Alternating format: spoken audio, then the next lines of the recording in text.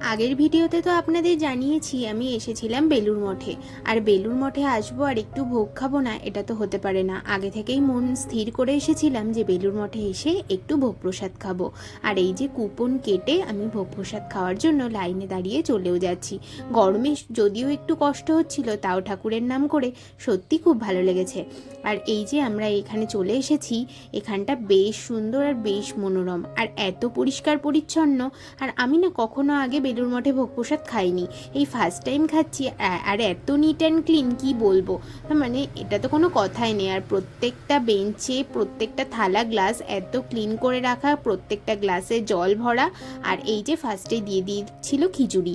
তো খিচুড়ি খেতে আমি কিন্তু খুব ভালোবাসি। প্রথমে ভাবছিলাম এত গরমে খিচুড়ি খেলে হয়তো একটু অস্বস্তি হবে, একটু কষ্ট হবে, কিন্তু না, এত ভালো লেগেছে ভোগ প্রসাদটা খেয়ে। তারপর ভোগ প্রসাদ খেয়ে এই যে বাড়ির দিকে রওনা। যাওয়ার সময় একটা ব্যাগ কিনে নিয়ে